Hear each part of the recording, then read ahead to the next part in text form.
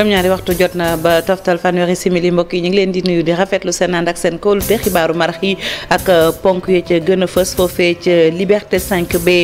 jéye moo fa am bakkan moo fa rot gannaaw ak càcc mu jëm ci benn scooter ci la ñu faate gune googu di Njaga loolu nag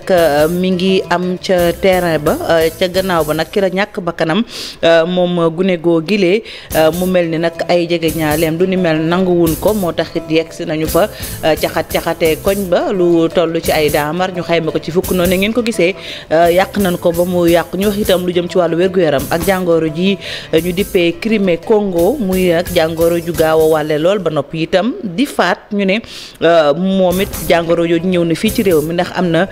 gis nañ ko ci ñeenti doomu aadama kenn ka sax mujjee na ñàkk bakkanam sunu bàjjenu gox Fatou Kiné Deme dina ciy dellu siwaat liggéeykat yu autoroute Ila Touba maire ba fut ñeenti at nee ñu nekk ci contrat bi ñu naan CDD maanaam contrat à durée déterminée liggéeykat yooyu nag seen lim toll ci ñaari téeméer ñuy sàkku rek daal ñu jox leen seen ak seen yelleef ni ko code du travail bëggee ñoom sax nag dàquñu banque seeni yoxo jamono joo xam ne ñi ngi dëgmal bisu ku tedd ki Cheikh Ahmadou Bamba Khadim Rasoul muy grand magal de Touba beneen ponk mbokk yi mooy lu jëm ci taskatu xibaar yi ak séddale carte yi ñeel seen ab liggéey tey ji ci ngoon séddale nañu ñaari téeméer ak fukk ak ñeent ci ay carte yoo xam ne jox nañ ko taskatu xibaar ak technicien yi ni àndal ñu yëngatu ci liggéey bi lu ci mën a am daal nee ñu la ñu bëgg rek mooy fexe ba setalaat milieu bi ka nga xam ne yorul carte bi boo moytuwulee weer wi nu dëgmal maanaam benn fan ci weeru sàttumbar atum 2022 dañu koy laaj ci ndaje yi ak itam yeneen xew-xew yoo xam ne dañ fay soxla teewaaye taskatu xibaar yi ba tey taskatu xibaar yi ak député yu yees yi nu fal ñu fas yéene dem ca pencum ndawi réew ma ñu ne législature bu bees bi ñu ngi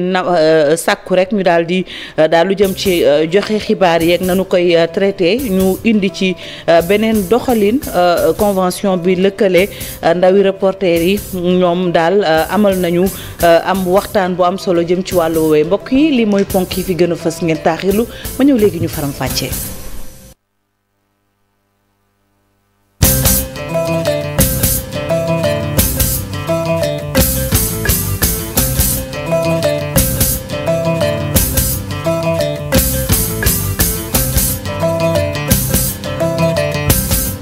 ak ngërëm ñeel na leen mbokk yi rafetlooti seen ànd ak seen kóolute ci télévision Futurs Médias xibaaru marax yi lañu koy doore ngeen baal ma ak nandu ko junjee muy foofee ca Liberté 5B jéeye moo fa am ndax daal dañ fa sàcc benn scooter ci noonee la coow du juddu ba ñu faat fa gune gu góor gu ni woowee Njaga moom mi doon wóyoo ci turu Njaga nag ña ngi ko faat ca terrain bu football bu yëgoo ba nekk foofee ca Liberté 5B ay jege ñaaleem nanguwunu lu ni mel moo tax ñu wàcc ca koñ ba daal di fay nag indi fitna ndax nee ñu lu ëpp fukk ci ay daamar yàq nañ ko tojate ko duñ ci sori dañ ci ànd ak Abi Faye ak Thierno Laurent Mendy ci ay leexal. ab sàccub scooter moo waral li nu mel ba tax am ku ci ñàkk bakkanam di wuyoo ci turu Njaga moom mi dañu ko dóor ba mu dee laata loolu ñu yeew ko ci poto bi ngeen di gis ci terrain football bu yëgoo bu Liberté 5B. ñoñom ba ñu yëgee li ni mel maire ba futtul lañu def gàddu seeni gànnaay dox ca quartier googee lépp lay oto toj nañ ko foofu lu toll ci fukk ay kër tamit waxi nopp ñu toj fa. benn booy am na fi mbokk nii dégg naa ci quartier bi Liberté 5B dafa dem dégg naa dañu doon sàcc ay scooter ci biir kër dégg naa yeneen yi daw kooku nag ñu jàpp ko bi ñu ko jàppoo nag. dégg naa ñu indi ko fii ay boori kaw ma 5 heures 4 heures ñu door ko fii ba mu dee mais ñi ko door parce que kenn gisu leen léegi nag booy kaar yàlla yi bi ñu tegee ay boori 11 heures kaw ma bi ñu déggee kii collègue am yi rey na leen kii ko booy bi dee na ñoom jóge foofu kaar yàlla boobu fekkee na boobu kenn yëgu ñu ñëw dugg ci quartier bi toj kër yi di lo tiavisano même kër paa bi dañ ko toj kii ni jaar suñu oto man sama oto rafkat laa yore toj nañ ko toj. li niru ab règlement de compte bu jur musiba waral na ña yeewoo ci biir quartier bi seen xel dalatul benn yoon donte sax waaye takku der yi ñi ngi fi. fii la ma fekk. kon yow lañ gaañ. benn xeer rek la ma dóor. xeer bi fan la ko dóor.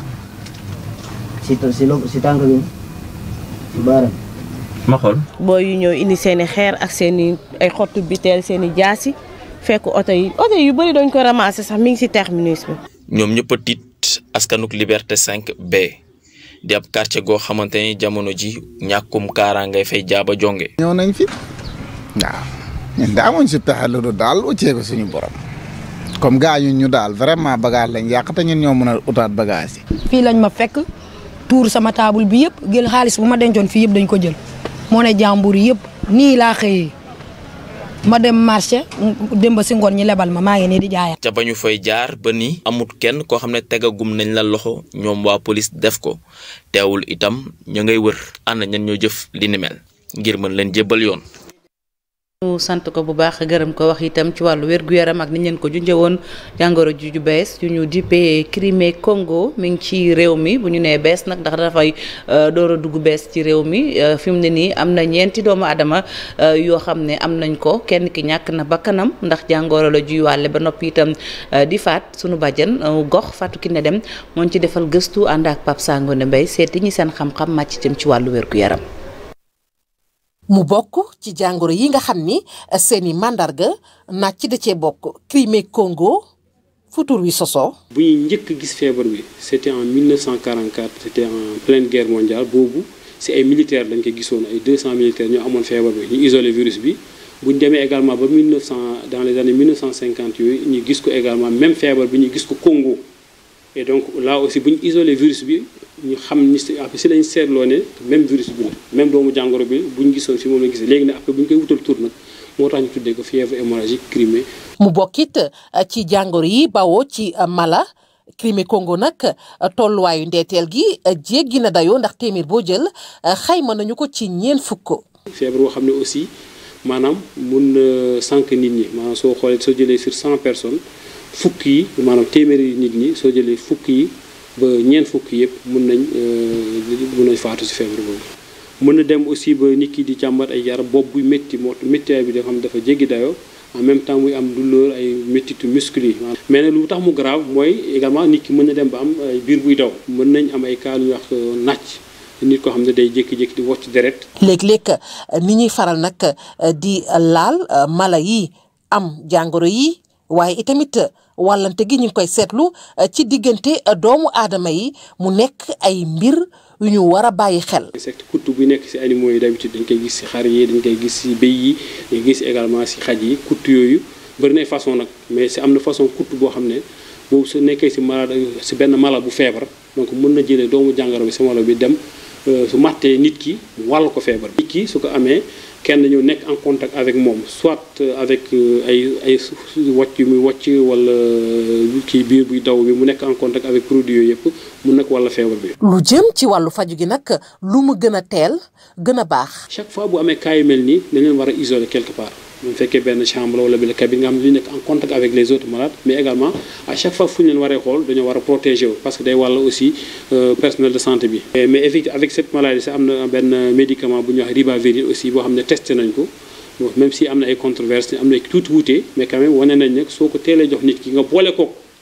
ça c'est important nga boole ko traitement symptomatique bi maanaam nga faj màndarga feebar bi loolu dina tax aussi ñu am ay beaucoup plus de chance pour malade bi wér ci feebar bi. fegu ci xeetu jàngoro yi lu mën a nekk la ci kaw nag ñu xoolaat sunu nekkin ak mala yi doomu aadama yi am jàngoro yi ñu moytu di leen jege te duñu sol lu ñuy aar waaye la ñu seetlu mooy sax nag léeg-léeg ñii di faj ci kër docteur yi jàngoro yi dina leen faral di dugg lépp nag mi ngi aju ci seenub nekkin ak aji tawati. Fatou Kiné Deme ñu sant ko bu baax gërëm ko wax itam ci leneen mooy liggéeykat ya nekk ci autoroute Ila Touba ñu xayma leen ci lu toll ci 200 wala ñu ëpp ko yooyu liggéeykat nag ne ñeenti at a ngi nii ñu ngi ci contrat bi ñu naan CDD muy contrat à durée déterminée boobaak léegi ñee ñu seen i kilifa yi ñu yàbbi ci ba noppi itam ko code du travail bëggee waxee noonu lañu ko bëggee ñu doxal ko ñoom liggéeykat yi sax dàquñu banque seen i yoxo jamono joo xam ne ñu ngi dëkkmal ba su ko tedd ki Ahmadou Bamba Khadimu Rasoul muy grand magal de Touba dañ ci ànd ak Fatimata Touré ak Pape Fara Ñing. ñu dajaloo ci ab mbootaay boo xam ne nag ñii di liggéey ci autoroute Ila Touba ñoom ñoo ko def di ñaawlu li nga xam ne nag moom la ñu teg seen kaw. ñu am fa contrat à durée déterminée lépp ñeenti at mu ngi nii liggéeykat yi jàpp ne entreprise chinoise bi da leen di exploité bi ñu janoog taskatu xibaar yi nag collectif bi la ñu bëgg mooy li nga xam ne yoonu liggéey moom la wax ñu daal di koy respecté. ñun versement IPRES yi ñu waroon defal caisse de sécurité sociale yi ñu waroon a verser prime de transport yi nga xamante ne waroon nañ ko am te même mieux au début sax ñun amuñu woon sax auto transport bu ñu yóbbu. ñun dañoo bëgg ñu verser ñu ci CDI parce que 4 ans de CDD du amul lenn lu koy justifier. ñun daan nañ jël congé mais at bii ba léegi ñoom waxaguñ ci congé autoroute Ila Touba mbaa yëg ngeen ne ku feebar yaa faj sa bopp autoroute Ila Touba enregistré na 3 décès yoo xamante ni planning bu metti moo ko def. liggéeykat yi nag di laaj fukk ak juróom benn ci ñoom ñi nga xam ne dañ leen dàq te teguñu ko ci yoon ñu daal leen jëlaat. ñi ñu dàq dañ leen di réintégrer ba pare réintégrer leen seen poste ñu nekkoon je pèse bien mes mots parce que dañ leen jëlee ci ay postes stratégiques ñenn ñi ay gestionnaire lañ ñenn ñi ay receveur lañ ñenn ñi ay chef d'équipe lañ dañoo bëgg poste yooyu ñoom ñu nekkoon ñu delloo leen ci dans l'immédiat. collectif bi nag mu ngi xoqatal ne dinañ dem ci grève ci nga xam ne màggalu Touba bi mu ngi waaj a ñëw bu dee li nga xam ne moom la ñuy laaj kenn saafarawu ko. te déposé nañ suñu préavis de grève ñu ngi ko déposé le 10 passé préavis de grève bi day yegg si le 9 incha allah te mi ngi coïncider ak préparation màggal bi.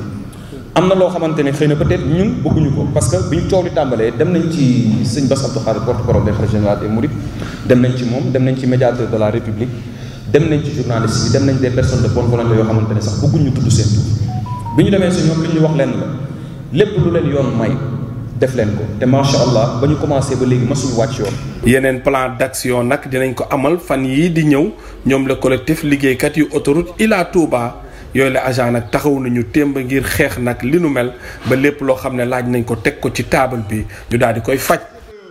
Fafara ñing ñu lay jaajëfal ñu wéyal xibaar yi mbokk yi wax itam ci yeneen liggéeykat mooy xëy ca mairie bu Richard Toll ñoom it dañoo wàcc ci mbedd mi amal ab doxub ñaxtu bokk na ca la ñuy laaj anam yu ñuy liggéeyee mu gën a baax ne ñu itam bu ñuy yàbbi ci seeni mbir maanaam xoolaat payoor yeeg contractuel yi combat boobee maanaam mooy seen xeex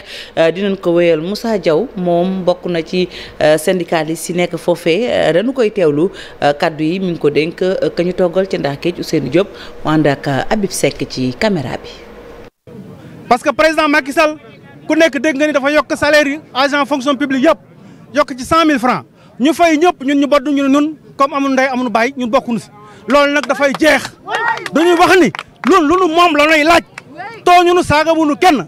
ku lu nu moom la ñuy laaj donc loolu amuñu ci négocier amuñu ci leneen lu ñuy wax mooy autorité yi nañ jël seen responsabilité régler problème bi bu ñu ko réglé wul mairie kenn dootul liggéey daañu arrêté liggéey bi kenn dootul liggéey kenn dootul am këy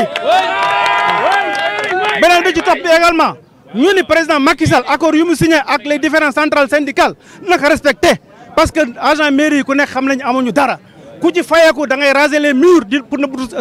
sa waa kër doo am loo yóbbu sa kër donc lii dafa doy discrimination dafa jeex esclavage dafa jeex ñun nag dañu tàyyi dañu damm lii dootuñu ko seetaan dootuñu bàyyi mu jàll am na yeneen cas yoo xam ne xëy na après na ci wax lu jëm ci mbiru contractuel yi kooku bi yeboon nañu defar seen ngemb te xam ne ñoo ngi ñëw dugg seen kaw waaw lii olof yi di wax naan ku ñemeel na nga taxaw ko ragal na nga daw ñoo ngi ñëw dal seen kaw bu mu saf saf bu ñu jógee diwaanu Richard Toll ca ndax géej ñu dellu si fii ci Ndakaaru dem ca Kër Massar foofee coowal suuf lañ fay wax ndax ñi nga xam ne dañoo ami pàkk yoo xam ne daal dafa janoo ak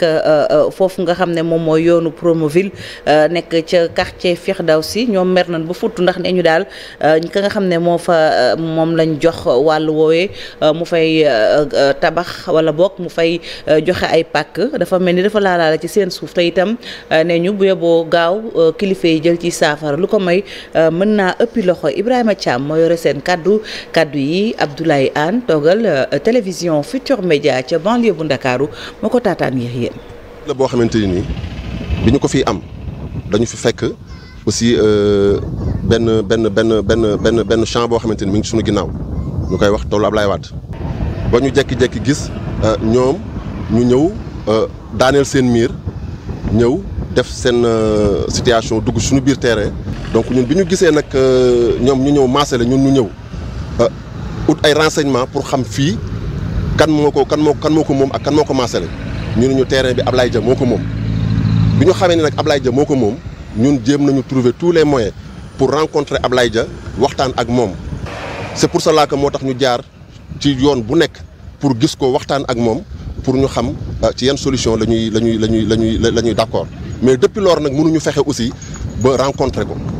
waaw dem nañ ci autorités yi ñu war a dem pour mën a am rencontre ak Ablaye Dia dem nañ aussi ci ay nitam yi nga xamante ne ñoom la yebal fii waxtaan ak ñoom pour am rencontre ak Ablaye Dia mais depuis lors mënuñu fexe aussi ba am rencontre ak Ablaye Dia sax lii xëy na daf ko yëgul moo tax ñun ñuy alerter nii actuellement nii pour bëgg moom mu dégguñu ndax am nañ yaakaar ne bu ñu déggee dinañu woo sur le plan de négociation pour ñu toog waxtaan ndax it ñun ay borom njaboot lañu xam nga yor suñu am fi suñuy terrain yaakaar fi ngir tabax ko dëkk fi ak suñu njaboot. aywa ñu wax ci beneen ponk bu ñu leen junjoon ak député yi ñu fal yees ñu fas yéene dem ca pencum ndawi réew ma taskatu xibaar yi jàpp wala boog di sàkku ne bu ñu fa demee ngalla nañu daan joxe xibaar yi ñu indi ci ay coppite convention bi lëkkale jeune reporter moom moo xamle lu ni mel loolu nag ci teewaayu ñooñu ñuy tuddee ay commission ñu doon tàggat nag taskatu xibaar yi lu jëm rek ci pencum ndawi réew mi itam na muy doxee dañ ci ànd ak Fatou Bintou Konté ak Alioune Diagne ci ay leeral.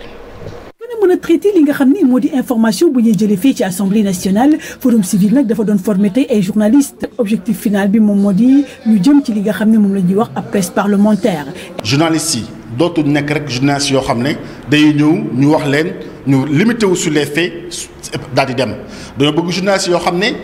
bu ñu waree mettre en une commission d'enquête parlementaire ñu xam naka la ñuy mettre en place une commission d'enquête parlementaire ñu am journalistes yoo xam ne dañ xam naka la ñuy interpeller les techniques d'interpellation des députés dañuy am journalistes yoo xam ne journalistes yu actifs lay doon mën a interpeller des députés mën a également jouer un rôle d'arbitre ba nga xam ne dinañ jox la bonne information à la population. ci biir formation boobee nag bépp texte bi nga xam ne moo tax assemblée nationale taxaw jëmale ko ci règlement intérieur am danañ ko waxtaanee.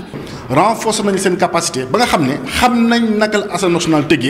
tëddee xam nañ lan mooy relation bi au niveau de la constitution xam nañ lan mooy relation bi au niveau du règlement intérieur ba nga xam ne ñoom dañ am possibilité mën a participer également au niveau des commissions des travaux au niveau des commissions. comme nun ko xamee rek nag liggéey bu bari fii ci assemblée nationale ña ngi koy def ci li nga xam ne moom la ñuy wax ay commission ñoom journalistes yooyu nag nee nañu bu ñu sañoon ci commission yooyu député yi bàyyi leen ñu mën ci assister. pourtant suñu rôle ñun nekkul rek ñu war a doon benn caisse de résonance maa xam ni loo xam dañu koy jox rek ñu sottiwaat ko mais ñun on doit aller au-delà des faits. ñu fexe ba léegi ay reporters ak lim bu mënta doon ñu may leen ñuy assister liggéey bi nga xam ne moom mooy am ci biir commission yi parce que ñëpp xam nañ ne assemblée nationale liggéey bu gën a am solo ci commission yi lay doon. à terme nag formation bi nga xam ne ñoom la ñu amal li nga xam ne ñoom ñooy journalistes yi bokk ci convention des jeunes reporters dina leen permettre ñu gën a yokk seen xam-xam ci lu jëm ci fonctionnement organisation assemblée nationale.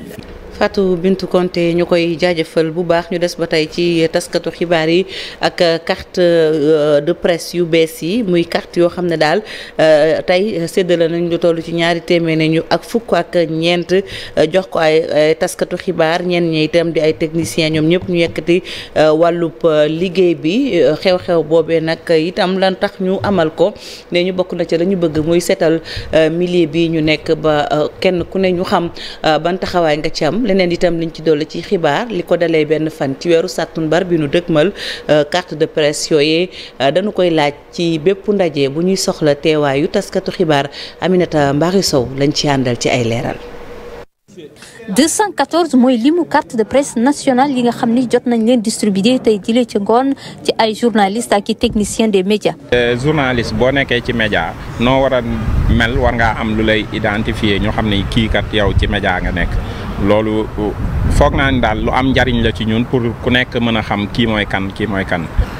mës naa fàttaliku fu ma wanee nit sama carte presse mu ni ma seen carte yi du dara. lii ku nekk mën naa dem fee rek defar ko waaye foog naa ak lii doo ko wanati kenn rek mu ni la ku nekk mën naa dem fee defar ko. carte yi daan na métti lool parce que léegi da nga daan dem ci benn manifestation ñu la non carte bi doxul finalement sax dootuñ ko accepter même boo wane sax ne man journaliste la duñ la sax teg fenn fii kon finalement da nga naan kon da nga nekkoon nii rek yor sa carte maison mais amul benn gëdd en fait. président commission bi di ñëwaat ci bilan bi nga xam ni seen liggéey tàmbale nañ ko depuis mars 2021 ak léegi ci limu carte yi ñu confectionné ak tamit demande yi ñu jot. nga xamante ne commencé nañ suñu liggéey ba léegi muy bu ñu ubbee dépôt yi ñu ngi ko ubbi woon le 15 mars 2021 boobu ba tey am na ay dossiers yu bëri yu nga xamante ne jot nañ ko mu ngi toll ci 1522 muy junni ak juróomi téeméer ak ñaar fukk ak ñaar dossiers yu nga xamante ne nit ñi déposé nañ ko pour am li ñuy woowee carte nationale de presse mu nekk ay journalistes ak techniciens des médias li nga xamante ne commission bi examiné na ko boobu ba tey mi ngi toll ci 1400 dossiers muy junni ak ñeenti téeméer dossiers boobu ba léegi également li ñu validé ci ay carte mi ngi toll ci 764 je pense que mooy juróom-ñaar téeméer ak juróom benn fukk ak ñeent yoo nga xamante ne joxe nañ ko ci ay carte et moment bi may wax yow am na 98 cartes muy juróom-ñeent fukk ak juróom-ñetti cartes yu nga xamante ne ñu ngi koy produire te bu ñu génnee dañ ko jox ñi nga xamante ne ñoom ñoo ko yellool ñoo ko moom. mu mel ne nag carte nationale de presse à partir du 1er septembre dañ koy exiger ci bépp manifestation. 1er septembre date d'exigibilité képp ku nga xamante ne amuloo carte nationale de presse sur le terrain boo fa demee peut-être yow li nga xamante ne quittance bi wane ne par exemple déposé nga te yaa ngi xaar sa carte nationale peut-être mën nga koo wan ñi nga xamante ñooy takk der bu ñu la ko laajee wala nga jox ko manifestation yi nga xam ne ñoom ñoo la ko laajee dans tous les cas ñoom ñooy ñi nga xamante ne ñoom ñooy décider en dernier ressort ndax dañuy accepter nga dugg ci manifestation bi wala accepter nga dugg ci manifestation bi. lii nag di ab liggéey buy wéy ñi nga xam ni ñoo ŋànk commission di fàttali ne ci demande yi ñu jot am na ñu bëri yoo xam ni jot nañ leen recalé ndaxte ñooñee dañoo jàpp ni remplir ñu condition yi war a tax ñu am carte nationale de presse bokk na ci nag yenn site en ligne yi nga xam ni takku nañu loolu waaye ñu jàpp ne fi mu toll ni lu toll ci fanweer rek la ñu jàpp ne ñoo nekk en règle. Aminata Mbaari Sow ñu sant ko bu baax gërëm ko wax itam ci leneen muy lu jëm ci tenue scolaire yi nga xam ne nguur gi daal da ko commandé woon ci yenn ci ay tailleur que jiite chambre des métiers ba nekk ca diwaanu Louga moom nag tase na ak ñawkat yi nekk foofee moom rafetlu na daal liggéey ba ak na muy dox ndax nee na mi ngi dox bu baax a baax xaaliwaar moom la ñuy teewlu ay kàddoo Mamadou Moustapha Ndiaye ak Sidi Thiam ñoo ko taataan. dañu ñëwoon ci département wu Linguère xool tolluwaayu liggéey bi nga xam ne si mooy confection tenue scolaire yi nga xam ne président de la république daf ko diggee woon ak artisan yi ñu ne nañu xool si tey jii fan la ñu toll ci liggéey boobu mais li ñu gis dal na suñu xel ci département bi ndax wax dëgg yàlla ñoom dañu groupé woon en GIE liggéey ko ñun àndandoo ak techniciens yi nga xam ne si ñoom ñoo nekkoon ci commission bi vraiment gis nañ liggéey bi mais liggéey bi macha allah. donc li des ci année bi incha allah daañu def le maximum pour former artisans yi wax na président léegi wax na ko muy que ñu jàppale leen ci technologie yu bees yi. aywa ñu jeexalee tàggat yaram ak CHAN Algérie 2023 ak sunu équipe locale bi nekk fii ñi seen xam-xam màcc jëm ci wàll wi dañoo jàpp ne ñoom def nañu ay jéego yu am solo te itam dañoo fas yéene jàkkaarloo ak seeni nawle yu réewu Guinée lu ci mën a am ñi ngi sàkku ci ñoom daal ñàkk bal bi li ñu faral di ko nemmeeku dafa bari ñu wàññi ko bu baax a baax itam di fàttali ne ñaari ndaje yi benn bi ñu ngi ko jàpp ñaar fukki fan ak juróom-ñaar ci weeru août bi ñu nekk ba ca topp ñaari fan ci weeru sattumbar bi nu dëkkmal Cheikh Saad bu Jara dañ ci àndal ci ay leeral. bi yoon équipe nationale bu ñii di football ci biir réew mi amul lu mu mën a lay laata muy laaleeg Guinée ñeel tour bu mujj ci éliminatoire CHAN Algérie 2023 bi amal na wàccaay bu mucc ayib diggante premier tour bi COSAFA Cup ak Jeux de la solidarité islamique yi gaynde yi bokk nañ ci juróom-ñaari jongante ngir gën a defar seen déggoo ci biir terrain bi. depuis mois d'avril ba léegi ñi ngi am ay regroupement répétitif fële nga xam mooy tubaab jalaw rax si doole tournoi yi bi nga xamante ni def nañ ko muy COSAFA ak tournoi bi ñu jógee Turquie tax na xale yi ñu gën leen tàggat si li nga xamante ni moom mooy wàllu physique li nga xamante ni aussi mooy wàllu mental ak li nga xamante ni aussi mooy wàllu xarañ si technique. waaye li ma si gën a jàpp mooy surtout li nga xamante ni moom mooy wàllu tactique lii laa gis ni gën nañ si xarañ ndaxte avant ñu doon dem si tournoi bi Turquie gisoon nañu équipe nationale bu Sénégal si wàllu défense si li ñuy wax organisation défensive nekk équipe boo xamante ni lam doon wane dalul xel waaye bi ñu jógee si tournoi bi Turquie gis nañ ni xale yi foofu noonu daal jàpp nañ ni am na amélioration boo xamante ni dal na xel. ci noonu lépp yemb. ngir gaynde yi mën dóor waa Guinée yii di seen bête noire ba tax na ñu war a moytu def bépp erreur ci seen biir terrain. foo ñu am xarañ lool sur le plan tactique maanaam jouer su suñu ay valeur ñoom waaye nag bañ a ndawal tamit li nga xamante ni moom mooy xarañu équipe Guinée bi muy équipe boo xam ñëpp xam na ni équipe bu am technique la bu mën a fubal te tamit équipe buy ñëw di fubal sa dëkk yenn saa yi mën na la xaar boobu tax na nga war a def lépp loo mën a def ba bañ a perte bal pour mu bañ la kon bu fekkee daal am nañu xelu xam njariñu wala solo qualifié CHAN ba pare am benn xarañ sur le plan tactique akub teey match bi war nañ ci mën a génn sax ba génn tamit ci beneen match bi nga xam mooy match retour bi. ca stade Maître Abdoulaye Wade bu Diamniadio le Sénégal di dalal Guinée gaaw bu juróomi waxtu jotee match retour bi ñu jàpp ko ci ñaari fan ci weeru septembre ca Bamako ca Mali ndax Guinée amul stade bu CAF homologué loolu mën a doon luy dimbali Sénégal. Cheikh Sadbou Diarra ñu lay sant bu baax di la gërëm di ñaanal sunu gaynde yooyu ndam mbokk yi mu ngoog fi la ñu yem ak yéen ci xibaar yi ci wolof ci kanam tuuti Chérif Diop dina fi teew ci xibaar yi ci français jàngeen jëf ci seen cofeel jàngeen jëf ci seen kóolute desandi leen ak programme yu télévision Futurs Médias jàmm ak jàmm.